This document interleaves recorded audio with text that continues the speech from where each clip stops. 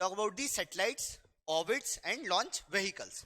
Now you can see guys, satellites के बारे में मैंने आपको बताया था कि भाई कितने प्रकार की होती है, तो नेचुरल और आर्टिफिशियल होती है. सैटेलाइट्स क्या होती हैं ये भी मैंने आपको एक्सप्लेन कर दिया है. कितने प्रकार की होती है ये बता दिया है. फिर जीपीएस सिस्टम जो कि अराउंड दी वर्ल्ड काम कर रहा है, सैटेलाइट्स ही हैं ये भी, तो कौन सी कहाँ पर है, तो ये भी मैंने आपको एक्सप्लेन कर दिया जी. ऑर्बिट्स के बारे में बताया, ऑर्बिट की डेफिनेशन बताई आप लोगों को. फिर उसके बाद मैंने आपको टाइप्स ऑफ ऑर्बिट्स बताई, इंक्लाइनेशन के बेस्ड पे, शेप के आधार पे और एल्टीट्यूड्स के आधार पे. राइट, इतना हमारा क्लियर है.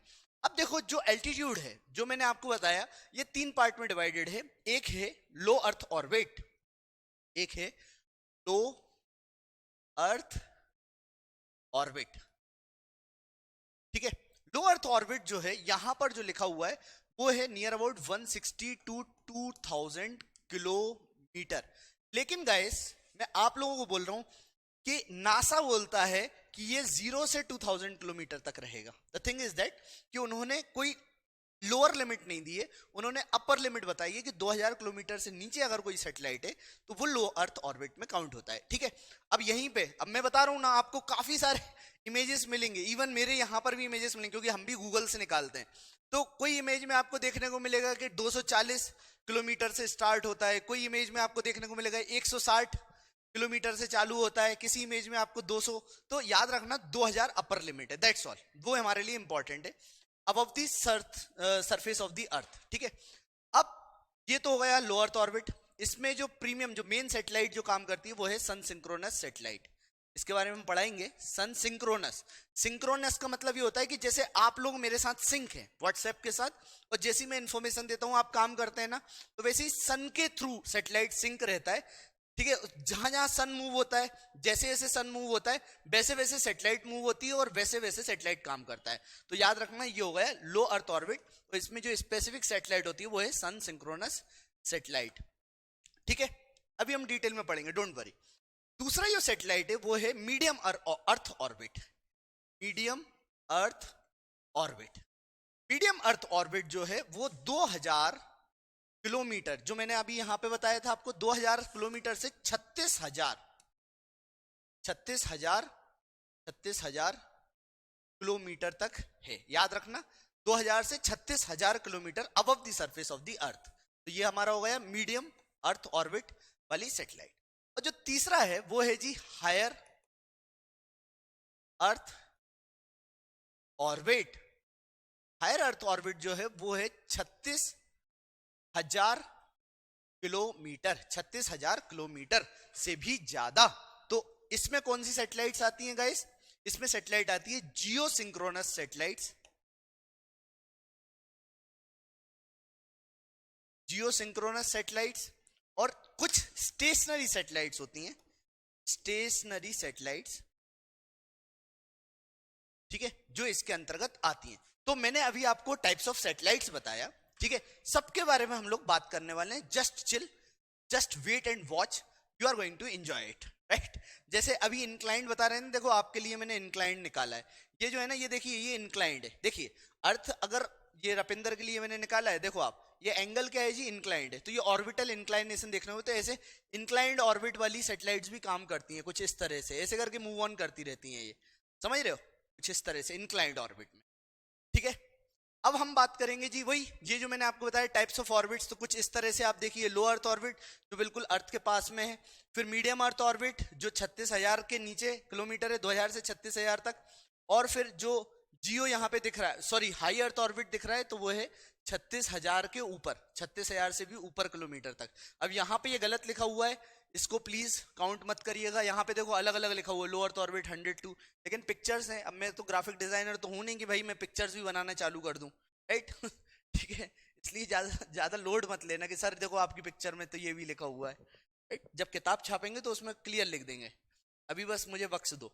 Now we move on to the low earth orbit. अब देखिए लो अर्थ ऑर्बिट पे क्या क्या आ सकता है, आप क्वेश्चन पूछ रहे थे. एक आएगा 3 marker, what is low earth orbit. एक आएगा 5 marker, what is low earth orbit and applications of low earth orbit. फिर 11 मार्कर आएगा डिफरेंट टाइप्स ऑफ ऑर्बिट्स. तो 11 मार्कर क्वेश्चन भी मैंने आपको दे दिया, different types of orbit and define all the orbit. तो उसमें आपको ऑर्बिट्स बताना पड़ेगा, फिगर डायग्राम भी बनाना पड़ेगा और थोड़ा थोड़ा डिफाइन भी करना पड़ेगा कि लो अर्थ ऑर्बिट क्या है, हाई अर्थ ऑर्बिट क्या है, मिडिल अर्थ ऑर्बिट क्या है, ये सब बताना पड़ेगा. Talking about the low earth orbit, 180 से 2000 किलोमीटर तक जनरली देखने को मिलता है. ठीक है, लेकिन यू मस्ट रिमेंबर कि नासा ने क्या बोला है, तो वो मैंने आपको बता दिया है कि नासा ने तो भाई अपर लिमिट दी है, that is 2000 kilometre. 2000 kilometre, right. तो नासा ने तो अपर लिमिट दे दी, उसके बाद आप आप देखो आपका काम जाने, राइट. तो normally it is at an altitude of less than 1000 kilometre, generally ऐसा देखने को मिलता है.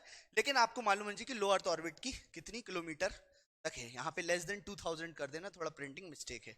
नाउ ऑर्बिट मैंने बता ही दिया, लो अर्थ ऑर्बिट. अब जो लो अर्थ ऑर्बिट है, it is much smaller satellite. इनकी जो खास बात है, ठीक है, बिल्कुल जैसे ये मान के चलो अर्थ है, तो ये लो अर्थ ऑर्बिट पर है, तो ये यहाँ पे ऊपर टुमी हुई. या मान के चलो यहाँ पे हम लोग बैठे हुए हैं, यहाँ पे अमन सर पढ़ा रहे हैं, या अमन सर है, ठीक है, ऐसे करके, फिर यहाँ पर ऊपर सैटेलाइट है, ठीक है, तो ये आ जाएगा लो अर्थ ऑर्बिट में, याद रखिएगा. तो this is low earth orbit satellite. ये सैटेलाइट्स काफी स्मॉल होती हैं, काफी बड़ी नहीं होती हैं, स्मॉल होती हैं, ठीक है, और काफी स्मॉल प्लेन में ये ऐसे करके मूव करती रहती हैं. ये याद रखिएगा.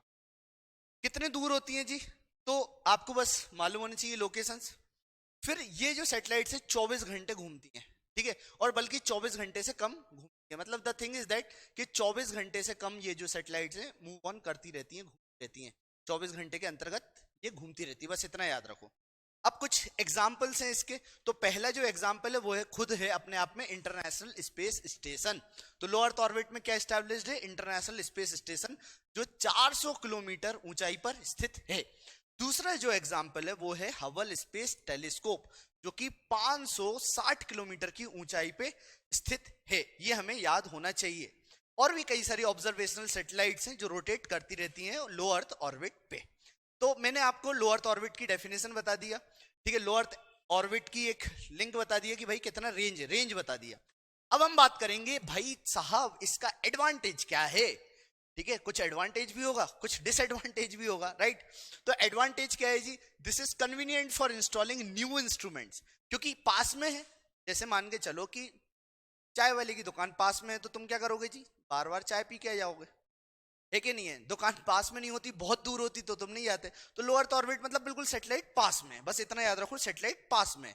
तो this is convenient for installing what, new instruments, क्योंकि पास में है.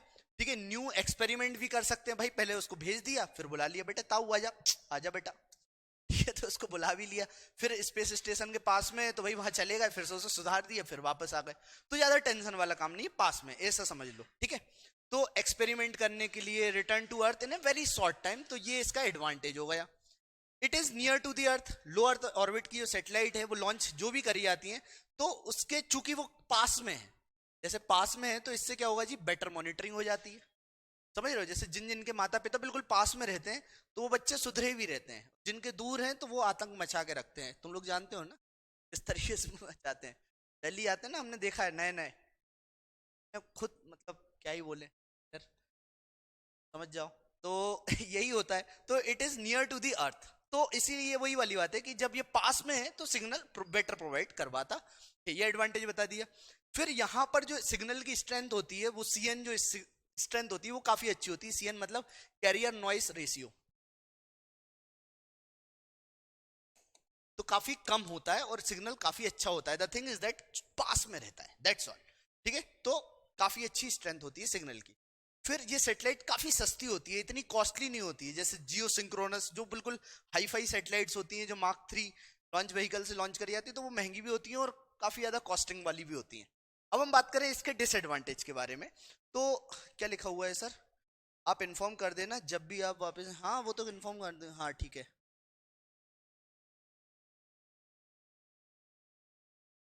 अब डिसएडवांटेज क्या है, समझो तुम लोग. डिसएडवांटेज क्या होगा इसका, इसका जो मेन डिसएडवांटेज है वो है एटमॉस्फेरिक ड्रैग. क्योंकि अर्थ के पास में, अर्थ चच्चा का भी सिग्नल है, मतलब उसका भी एक अट्रैक्शन होता है, तो वो क्या करेगा, खींचेगा. तो एटमॉस्फेयर का एक ड्रैग देखने को मिलता है, समझ रहे हो, एटमॉस्फेयर का ड्रैग देखने को मिलता है, वो खींचने की कोशिश करता है. तो उससे क्या होता है जी, फ्यूल काफी ज्यादा कंजम्पशन होती है, क्योंकि उसको तो अपने ऑर्बिट में घूमते रहना है ना, बार बार बार बार बार बार. तो फ्यूल कंजम्पशन काफी हाई होता है.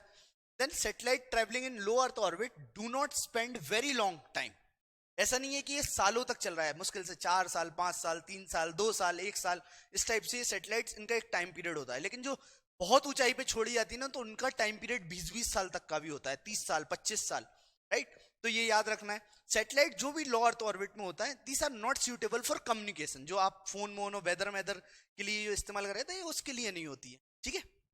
ये डिसएडवांटेज हो गया। अब चूंकि ये लेस डिस्टेंस पर है, तो मैं आप लोगों को कैसे समझाऊं। जैसे आप इस फोटो को देखिए एक बार, हाँ, जैसे ये फोटो है, तो यहाँ पर ये जो छोटा वाला सैटेलाइट है यहाँ पर है, तो इसका इस एरिया कितना कवर कर रहा है, मान के चलो इसने टॉर्च की लाइट जलाई तो इतने एरिया पे, टोपी दिख रही है, इतने पर्टिकुलर एरिया पे कवर कर रहा है। लेकिन अगर यही सैटेलाइट यहाँ पर है लो अर्थ ऑर्बिट पे, तो इसका एरिया कितना होगा जी, ज्यादा कवर कर रहा है, समझ रहे हो। तो इसकी टॉर्च क्या हो गई जी, बड़ी हो गई। तो जो लो अर्थ ऑर्बिट वाली सैटेलाइट होती है, ठीक है, इसका जो रेंज होता है, जो एरिया होता है, रेंज नहीं सॉरी, एरिया जो होता है, एरिया वो काफी कम होता है। तो ये भी एक डिसएडवांटेज है। लेकिन अगर हम मिडिल अर्थ ऑर्बिट की बात करें, तो इसका जो एरिया है, आप देखिए, this area is quite high as compare to low earth orbit. और अगर हम हाई अर्थ ऑर्बिट की बात करें, तो ये तो ऑलमोस्ट पूरा अर्थ, मतलब एक सैटेलाइट यहां लगा दो, ये कुछ इस तरह से होता है। फिर से मैं अर्थ बनाता हूं, ठीक है। अगर हाई रेंज है तो एक सैटेलाइट इसने ये कवर कर लिया, दूसरी सैटेलाइट ने ये कवर कर लिया, और तीसरी सैटेलाइट ने ये कवर कर लिया। 3 सैटेलाइट में पूरा अर्थ कवर हो जाता है, ठीक है। लेकिन अगर छोटी छोटी सैटेलाइट है, तो वो तो इतना से एरिया कवर कर पाई, फिर इतना सा, फिर इतना सा, ऐसे करके थोड़े थोड़े एरिया को ही कवर कर पाती है। ये हमें याद रखना होगा। I hope you get this point also. देखो, मैं इससे इजी तो मैं क्या ही समझा पाऊंगा आप लोगों को, ठीक है। तो मैंने डिसएडवांटेज भी बता दिए, ठीक है, तो ये भी क्लियर हो गया। अब हम बात करते हैं जी, thus need to launch many satellites, ठीक है। तो जैसे कि यहां पर इस फोटो में मैंने आपको एक्सप्लेन करा है, सी दिस, राइट। तो यहां पर जो जियो वाली सैटेलाइट्स होती हैं, राइट, जियो वाली नहीं, हाई एचईओ वाली, हाई ऑप्टिकल ऑर्बिट या अर्थ ऑर्बिट वाली सैटेलाइट होती हैं, ये तो 3 में कवर कर लिया, भले ही कॉस्टली हो। लेकिन इसकी छोटी छोटी सैटेलाइट्स कितनी लगाओगे तुम, ताऊ, इतनी सारी लगाओगे, सोचो ना। तो मैनी सैटेलाइट्स, काफी सारी सैटेलाइट्स ऐसे लगानी पड़ेंगी उस एरिया को देखने के लिए। तो ये भी क्लियर हो गया। अब हम बात करेंगे गाइस कि लो अर्थ जो ऑर्बिट सैटेलाइट्स होती हैं, उनकी लाइफ स्पेन भी वही कम होती है, जैसे मैंने आपको बता दिया, 5 से 8 साल और तकरीबन 10 साल से नीचे, ये क्लियर है। अब हम बात करेंगे जियो सिंक्रोनस ऑर्बिट्स के बारे में, जीएसओ। जीएसओ जो जियो सिंक्रोनस ऑर्बिट है, इसको पहले पढ़ो, क्या है क्या ये। जियो सिंक्रोनस ऑर्बिट एक अर्थ सेंटर्ड ऑर्बिट है, ओके, ठीक है, अर्थ सेंटर्ड ऑर्बिट है, जिसकी जो ऑर्बिटल पीरियड है वो डायरेक्टली मैच करता है किससे जी, अर्थ के रोटेशन से, that too on its own axis. मतलब जियो सिंक्रोनस रोटेट कर रहा है अर्थ के साथ साथ, और उसी टाइम पीरियड के साथ मैच करता है, याद रखना, उसी टाइम पीरियड के साथ मैच करता है। कितना जी, तो वही 23 आवर्स 56 मिनट और 4 सेकेंड्स। अगर थोड़ा बहुत भी इधर उधर हो गया तो ये सैटेलाइट आउट हो जाएगी। बिल्कुल अर्थ के साथ साथ मैच करता है, याद रखना, ठीक है। तो ये जियो सिंक्रोनस ऑर्बिट्स वाली सैटेलाइट्स कहा जाता है, और ये ऑर्बिट भी है। अब इस केस में क्या होता है, satellite can not be too close to the earth. यहाँ पे लिखा हुआ है because of gravity it was kept too much far. बहुत पास रखेंगे तो ग्रेविटी के चलते क्या होगा जी, उसमें एटमॉस्फेरिक ड्रैग होगा, इसलिए थोड़ा सा दूर उसे मतलब रखा जाता है। जियो सिंक्रोनस सैटेलाइट्स को क्यों रखा जाता है, क्योंकि ग्रेविटी का इंपैक्ट गलत हो जाएगा, तो ग्रेविटी से बचाने के लिए उन्हें थोड़ा दूर रखा जाता है। जनरली जियो सिंक्रोनस सैटेलाइट्स जो होती है वो हाई इलिप्टिकल ऑर्बिट्स वाली होती है, या फिर हाई अर्थ ऑर्बिट वाली होती है, या फिर मिडिल अर्थ ऑर्बिट वाली होती है, 36,000 किलोमीटर के आसपास। तो ये लिखा हुआ है ना, कैपलर थर्ड लॉ के हिसाब से जो भी डिफाइन करी जाती है, तो these are placed as per the कैपलर law, और कितने करीब 36,000 किलोमीटर दूर, ठीक है, इन सैटेलाइट्स को रखा जाता है from the surface of the earth, याद रखना है, from the surface of the earth, ठीक है।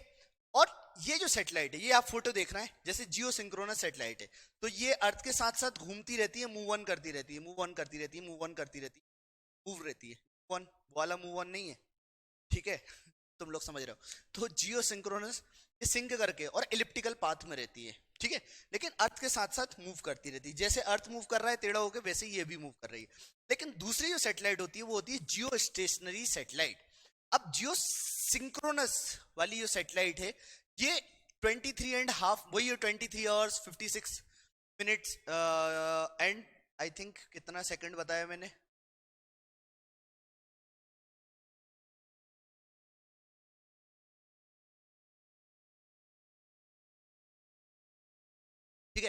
तो मैंने आपको क्या बताया जी, हाँ 23 आवर्स 56 मिनट एंड 4 सेकंड्स।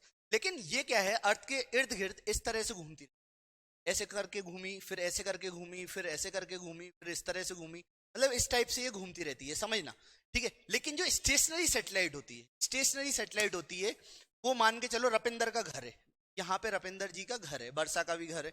अब मान के चलो आपके घर के ऊपर इस सैटेलाइट को रख दिया गया है, तो ये आपके घर के ऊपर ही रहेगी, परमानेंट तुम्हें दिखेगी। ये वाली परमानेंट हो सकता है ना दिखे, लेकिन जो जियो स्टेशनरी सैटेलाइट है वो परमानेंट दिखेगी आपको, उसी लोकेशन पर परमानेंट बनी रहेगी। तो इसको बोला जाता है जियो स्टेशनरी सैटेलाइट। याद रखना है आप लोगों को, बिल्कुल भी डाउट नहीं होना चाहिए यहां तक, ठीक है।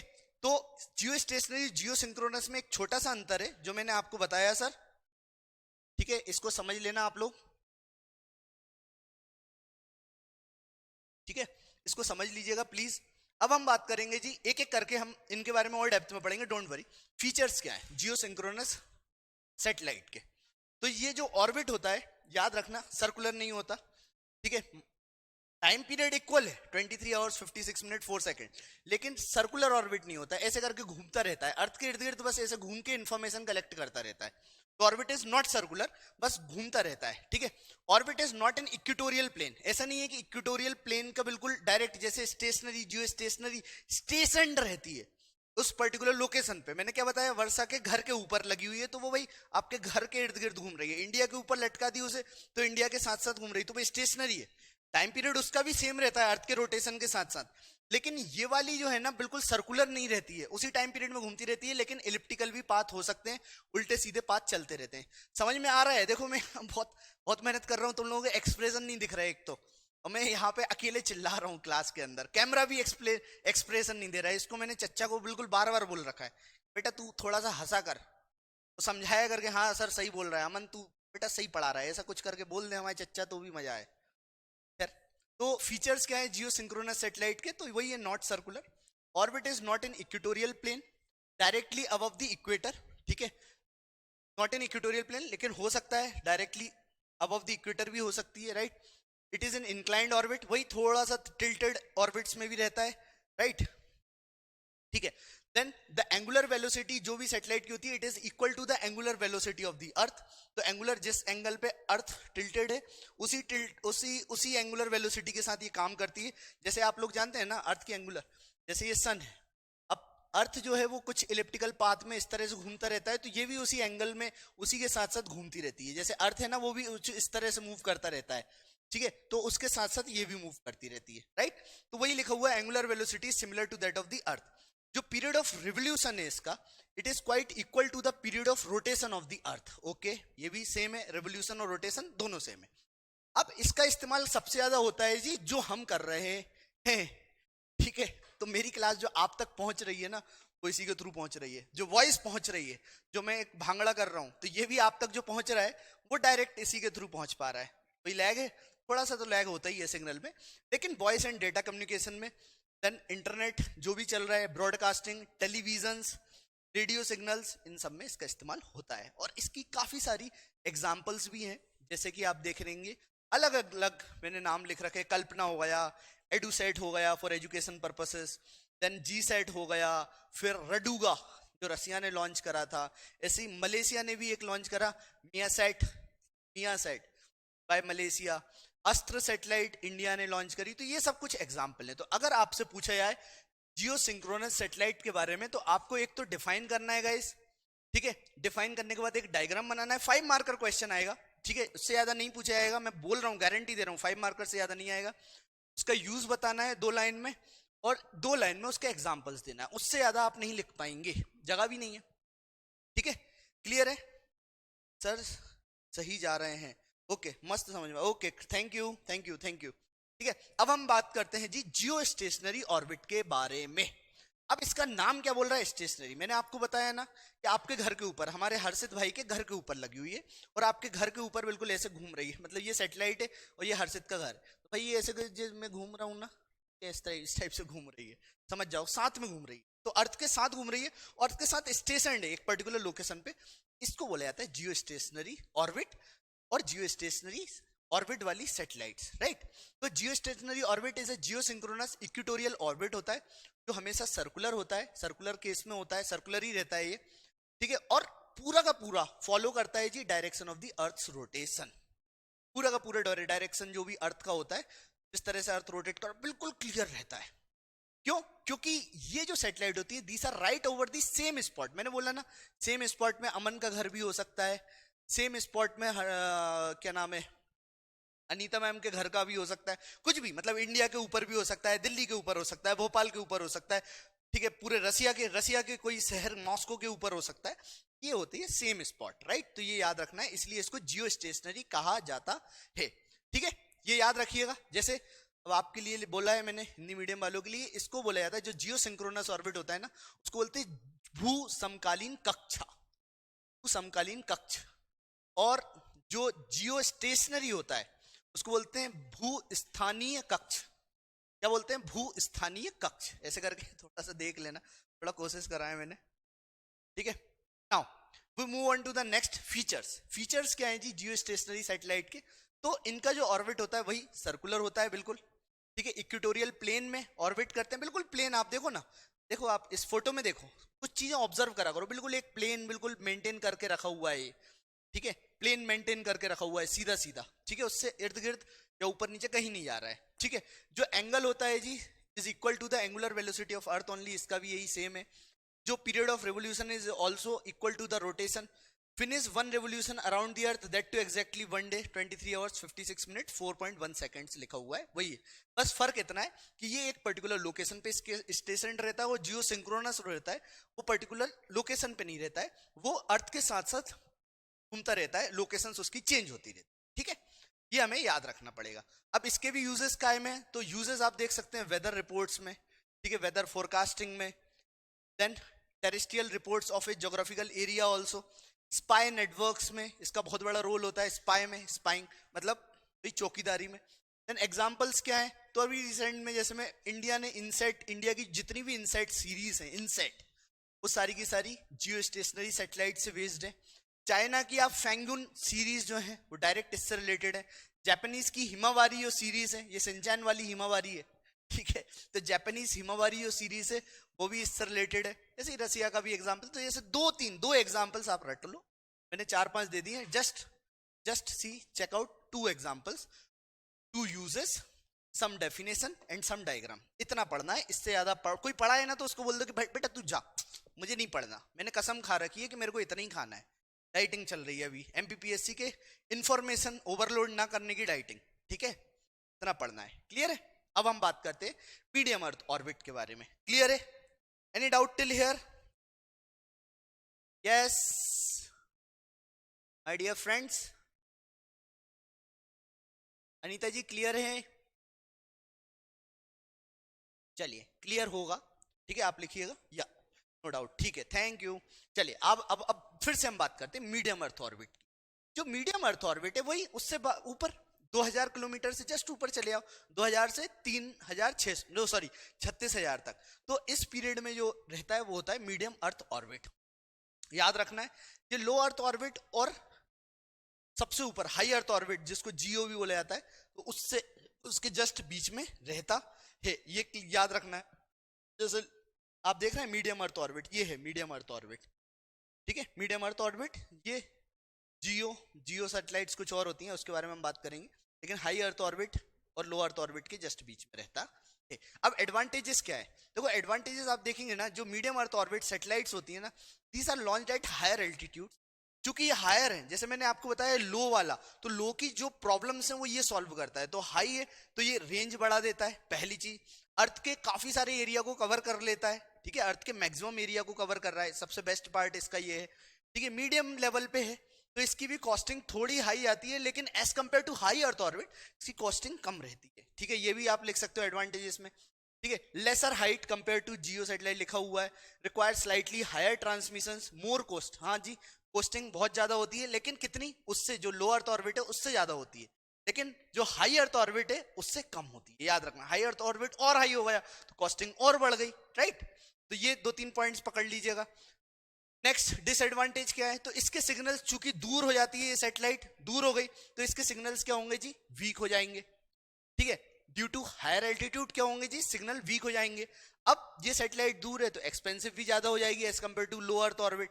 ठीक है, इसको अगर चेंज करना है या फिर इसमें सुधार करना है तो वो भी ज्यादा कॉम्प्लिकेटेड हो जाएगा क्योंकि दूर है। तो इतना ही हमें याद रखना है। वही है ना कि तुम्हारे जैसे शादी ब्याह करवा दिया घर वालों ने, तुम अगर घर वालों के जस्ट पास में हो ना तो तुम्हारे माता पिता को चिंता लगी रहेगी, वो मिलते जुलते रहेंगे, तो लड़का तुम्हें परेशान नहीं करेगा, वैसे तो करेगा ही नहीं, मैं मजाक में कर रहा हूँ।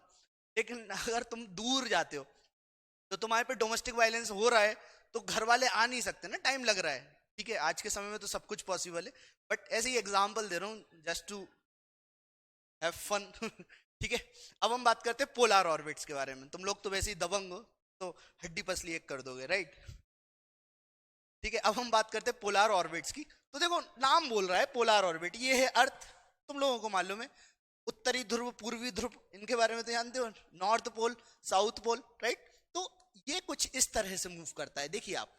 ठीक है, पोल्स पोल्स है ना, पोल्स के इर्द गिर्द घूमता रहता है, तो इसको बोलेंगे पोलार ऑर्बिट। तो they fly over the earth from pole to pole, याद रखना है पोल टू पोल। इनका बस किस्मत यही है कि यहाँ पे नॉर्थ भैया मिल गए शाम को सुबह की चाय के लिए, फिर साउथ भैया मिल गए, और नॉर्थ के पास चक्कर मारेंगे फिर साउथ के पास चक्कर मारेंगे, नॉर्थ साउथ इस टाइप से ये चक्कर मारते रहेंगे।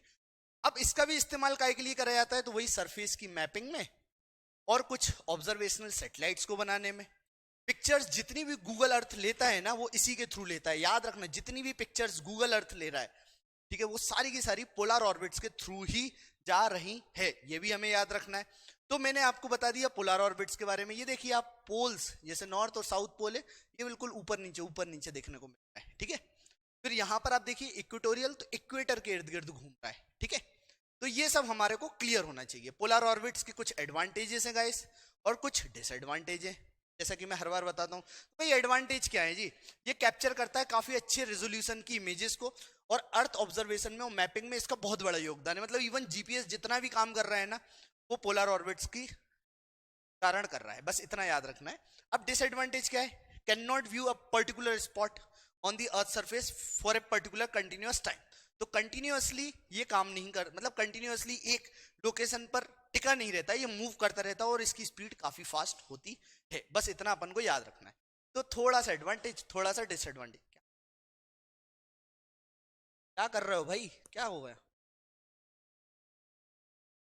अच्छा, आवाज क्लास चल रही।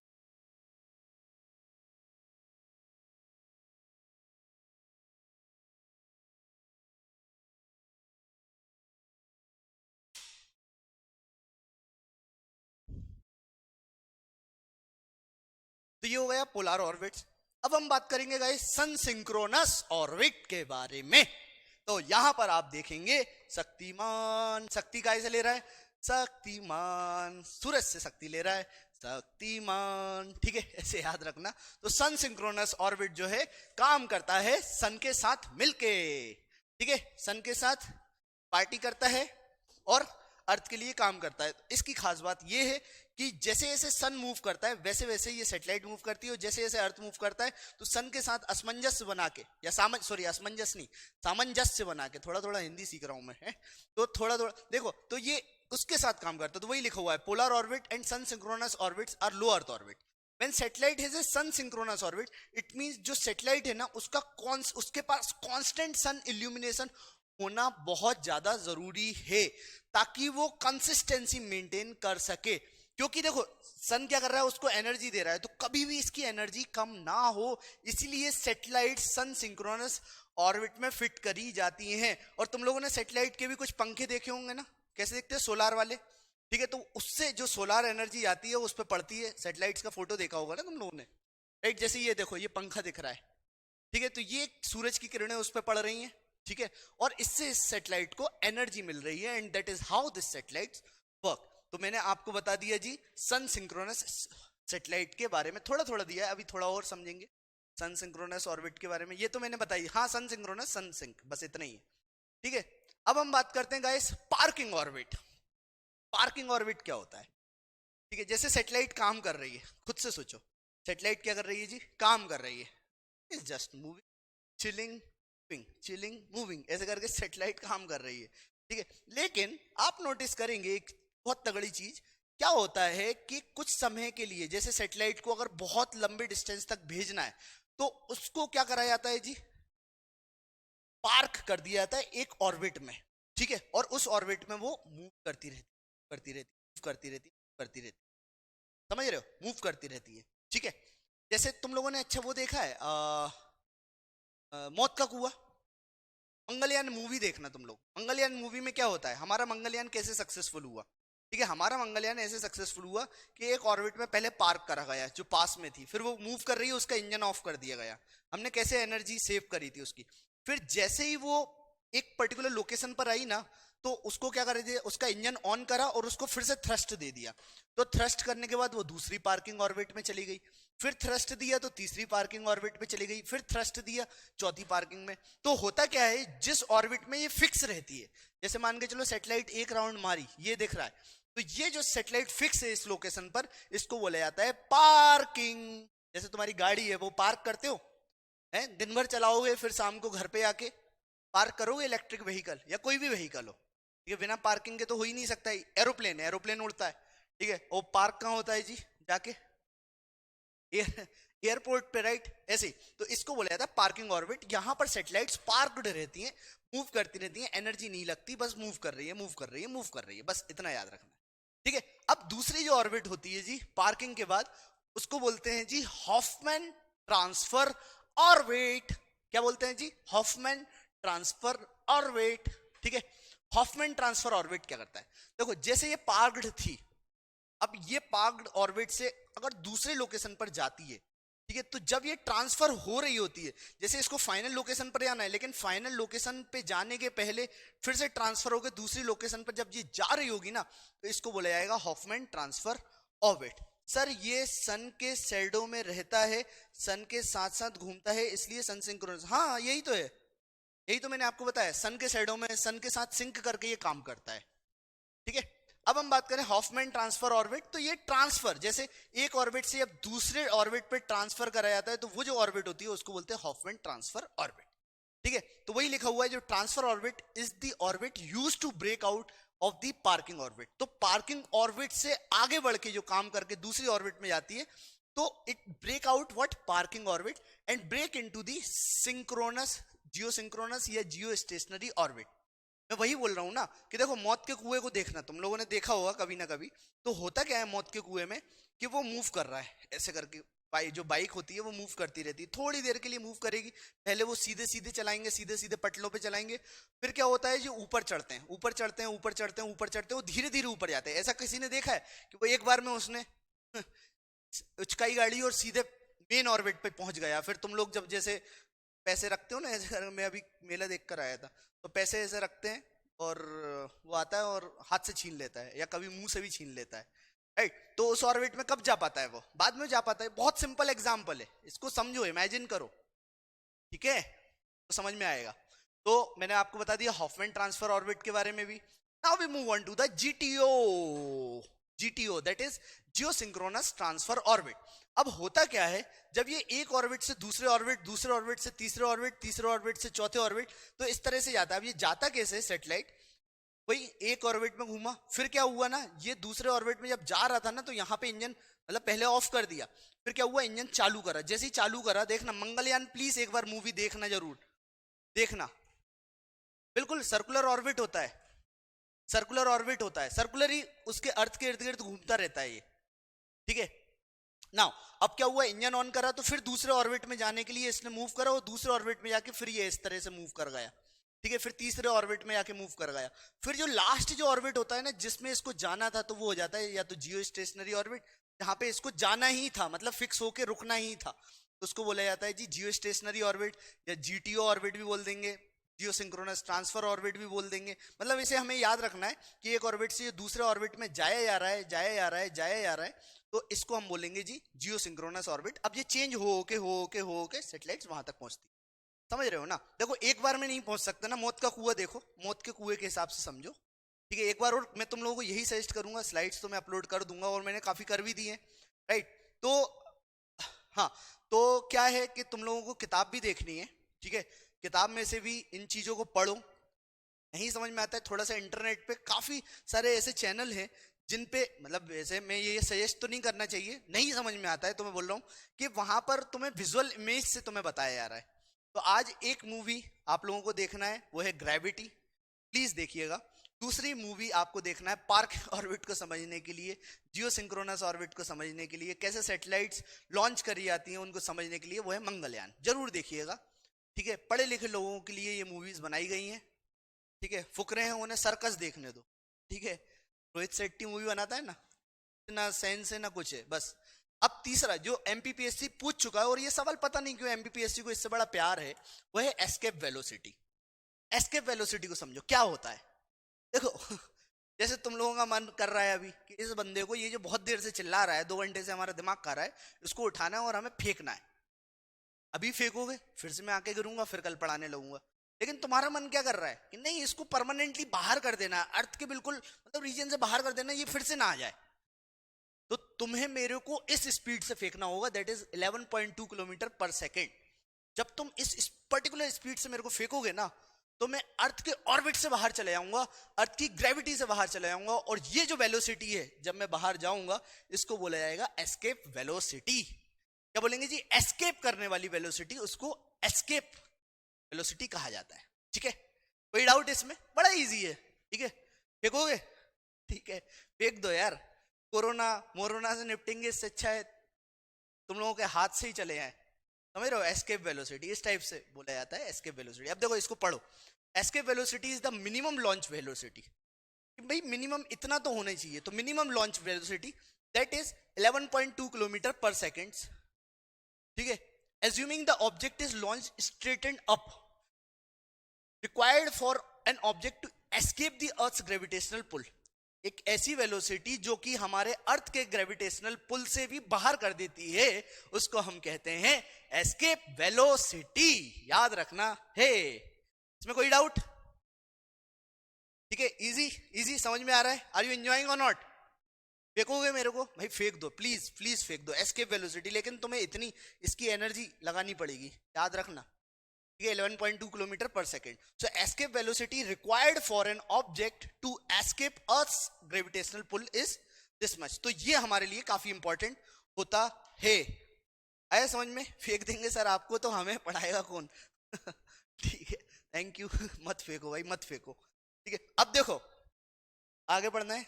हाँ, अलग अलग यहाँ पे प्लैनेट्स हैं, और हर प्लैनेट का यहाँ पे लिखा हुआ है किसका कितना एस्केप वेलोसिटी है।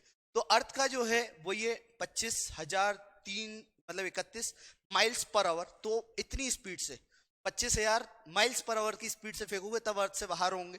ठीक है, ऐसे ही इसमें सबसे ज्यादा जो देखने को मिल रहा है ना, वो है जी जुपिटर। तो जुपिटर से, अर्थ से तो तुम फेंकने की कोशिश कर भी लो, ठीक है, लेकिन जुपिटर से बाहर नहीं फेंक पाओगे। ऐसी मरकुरी है, तो मरकुरी का काफी कम है, 9,500 माइल्स पर आवर, तो ये कम है, तो यहां से तो तुम फेंक सकते हो, ऐसे ही लात मार दोगे तो भी चले जाएंगे हम।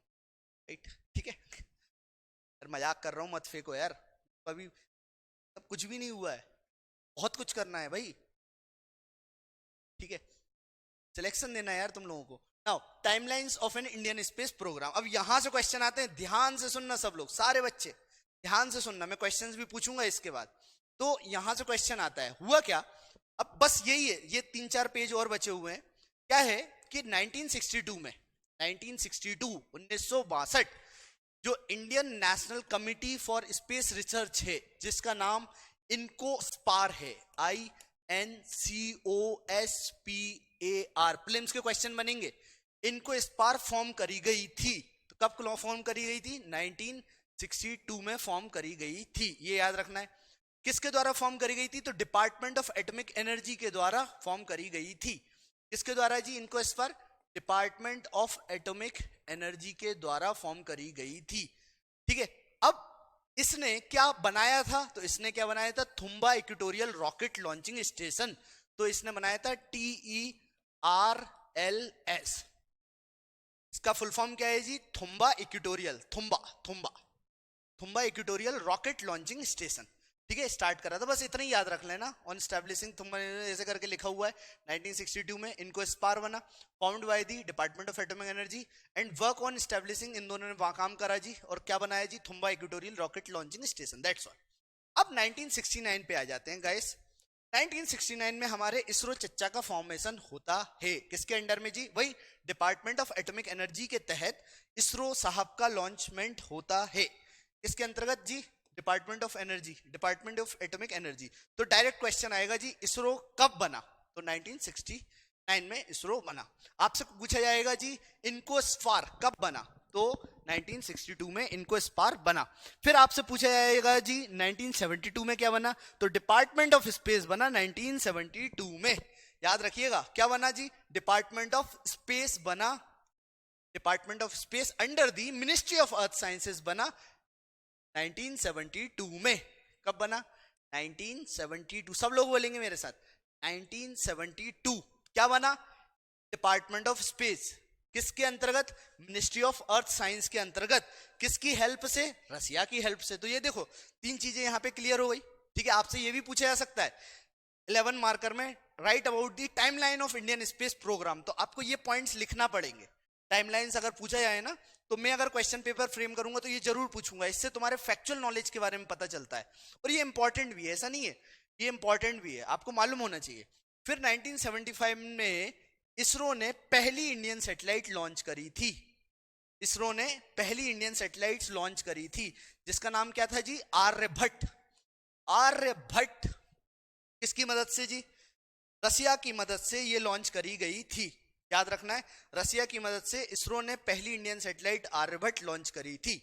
फिर 79 की बात करी है तो 79 में भास्कर प्रथम बनाई गई, ये अपने आप में एक एक्सपेरिमेंटल सैटेलाइट थी फॉर व्हाट, अर्थ ऑब्जर्वेशंस। तो भास्कर 1 आई 79 में। फिर 79 में फिर से नया धमाका होता है, फिर से एक एक्सपेरिमेंटल सैटेलाइट लॉन्च करी गई जिसका नाम था SLV-3। किस टेक्नोलॉजी की मदद से, तो रोहिणी टेक्नोलॉजी पेलोड की मदद से ये लॉन्च करी गई थी, ये हमें याद रखना है। फिर हम बात करते हैं, भाई ये लॉन्च करी गई थी लेकिन ये ढंग से काम नहीं करी, प्लेस नहीं हो पाई ऑर्बिट में। फिर 1980 में वही सेकंड एक्सपेरिमेंट होता है SLV-3 का, वही रोहिणी सैटेलाइट्स का। तो रोहिणी जो 79 में फेल हुई थी वो पास हो गई 1980 में, तो भैया एक साल का इसको बैकलॉग लग गया, इसके 80 सप्लीमेंट्री आ गई, तो 80 में इन्होंने जी एग्जाम क्लियर कर लिया, तो SLV-3 लॉन्च हो गई, याद रखना। फिर 82 में क्या होता है, इनसेट करके सैटेलाइट लॉन्च कर गई, इनसेट, इनसेट, ठीक है, याद रखना है। ये इंडिया की पहली जियो स्टेशनरी सैटेलाइट थी और सक्सेसफुल, पहली वाली नहीं हुई थी लेकिन इनसेट 1B जो थी वो सक्सेसफुली लॉन्च करी गई थी, ये हमें याद रखना है। तो तुम लोगों को 1B 1A ये ध्यान नहीं रखना है, लेकिन तुम्हें एटलीस्ट इनसेट तो याद रहे, ठीक है, इनसेट जरूर याद रखिएगा, ठीक है। तो 82 में इनसेट लॉन्च करी गई जी, जो पहली जियो स्टेशनरी सैटेलाइट थी। फिर हम बात करें जी 88 के बारे में, 1988 में पहली operational Indian remote sensing satellite, जिसको मैंने अभी बताया था IRS-1A, इसको लॉन्च करा गया था, तो ये रटना पड़ेगा, ठीक है। इसमें अमन नामदेव चाणक्य खुद आए तो भी कुछ नहीं कर सकते, MPPSC के चेयरमैन आए तो भी कुछ नहीं कर सकते, only practice makes man perfect, आपको पढ़ना पड़ेगा, रटना पड़ेगा। तो 88 में पहली operational Indian remote sensing satellite launch करी गई थी। फिर 2000 की बात करी है तो इनसेट 3 भी लॉन्च करी गई, कहां से लॉन्च करी गई, तो फ्रेंच गुआना से लॉन्च करी गई, ठीक है। फिर हम बात करें 2004 में तो पहली ऑपरेशनल फ्लाइट जिसका नाम था GSLV, ये सक्सेसफुली लॉन्च करती है क्या, एडुसेट को, एडुसेट, ठीक है। अब तुम लोग कह रहे होगे GSLV क्या है, तो जियो stationery satellite launch vehicle, SLV का मतलब होता है सैटेलाइट लॉन्च व्हीकल, इसके बारे में पढ़ेंगे, डोंट वरी, नेक्स्ट क्लास में, कल की क्लास में मैं इसको पढ़ा दूंगा, ठीक है। फिर 2007 में सक्सेसफुल रिकवरी होता है SRE एंड ऑल, खैर कोई काम का नहीं है। फिर हम देखते हैं 2013 में क्या होता है, तो वही Mars orbiter mission MOM launch करा गया जी 2013 में, स्पेसक्राफ्ट फ्रॉम व्हाट वेयर, कहां से, श्रीहरिकोटा से, श्रीहरिकोटा, ठीक है, ये आपको याद रखना है। फिर 2015 में PSLV-C30 लॉन्च करता है एस्ट्रोसैट को, इसको जी, एस्ट्रोसैट को, ठीक है, ये हमें याद रखना है। फिर 2016 में reusable launch vehicle technology demonstrate कर दी गई थी, रियूजेबल। अब रियूजेबल सैटेलाइट लॉन्च टेक्नोलॉजी क्या है तो ये मैं कल एक्सप्लेन करूंगा, डोंट वरी, अभी हमारे लिए इतना ही काफी है। फिर 2016 में स्क्रैमजेट इंजन आया, तो ये मैं कल एक्सप्लेन करूंगा कि ये टेक्नोलॉजी डेमोन्स्ट्रेटर क्या थी। फिर 2017 में कार्टोसेट 2 लॉन्च करी गई। फिर रिसेंट में वही वाली बात है कि कार्टोसेट ने एक बार में 104 सैटेलाइट्स को लॉन्च करा, बहुत सारी छोटी छोटी नन्हे मुन्ने बच्चे जो थे सारे के सारे इकट्ठे करेगा और उनको छोड़ दिया गया स्पेस, ठीक है। तो इस तरह से काफी सारी, मतलब ये आप टाइमलाइन देख रहे हो, मतलब मैं बार बार बोलूंगा तो उससे कुछ होगा नहीं, पर प्लीज आप लोग नोट्स बनाइएगा। नोट्स में जितने भी मैंने पॉइंट्स बताए सारे के सारे पॉइंट्स लिखो। 1 घंटे की क्लास में 2 घंटे का टाइम एक्स्ट्रा दो, क्वेश्चंस लिखो, नोट्स को क्वेश्चन आंसर फॉर्मेट में बनाओ, खुद के एफर्ट लगाओ। देखो क्लास में सब कुछ नहीं बता सकता मैं, मेरे भी कुछ लिमिटेशंस हैं, बाउंडेशंस हैं। आप खुद से सोचो इतना बड़ा सिलेबस है हमें कवर करना है, ठीक है, और जितना मैक्सिमम हो सकता है वो हम दे रहे हैं। एग्जाम के पॉइंट ऑफ व्यू से मेरे डेटा में से मुझे नहीं लगता कि बाहर जाना चाहिए, जो मेरा खुद का एनालिसिस है, because I am doing analysis from last 3-4 years also. और सिर्फ इसी का नहीं, मैं यूपीएससी का भी पेपर का एनालिसिस करता हूँ, काफी बड़े बड़े चैनल्स के साथ काम कर रहा हूँ, तो मेरा एक्सपीरियंस है, बिल्कुल डंके की चोट पे मैं बात कर रहा हूँ, समझ रहे हो, ठीक है। तो इसलिए डोंट डाउट एट मी, मेरे कंटेंट पे थोड़ा भरोसा रखो आप लोग, और खुद से भी एफर्ट्स लगाओ कि भाई रिसेंट में अब कौन सी सैटेलाइट लॉन्च हो रही है, तुम खुद लेकर आओ और कई सारी चीजों को, राइट। तो यही है, इनको याद रहने में कंफ्यूजन होता है। देखो याद रखने में कंफ्यूजन तो होता है, लेकिन अब वो कंफ्यूजन ही तो दूर करना है, ठीक है। कंफ्यूजन तो रहेगा, आप एसडीएम बन जाओगे तो सेक्शंस याद करोगे, म्युनिसिपैलिटी की लॉ की पूरी किताबें याद करना पड़ेगी, तो कंफ्यूजन तो section 1, section 1B, 1BC, constitution पढ़ोगे तो आर्टिकल 14 का आर्टिकल, सब आर्टिकल 14(1)(a), मतलब इस टाइप से पढ़ना पड़ेगा, ठीक है। तो थोड़ा सा एफर्ट्स लगाओगे याद हो जाएगा, ये तो बहुत ईजी है, याद हो जाएगा, डोंट वरी रपिंदर, सब लोगों को याद हो जाएगा, राइट। तो चलिए, दैट्स ऑल अबाउट इट।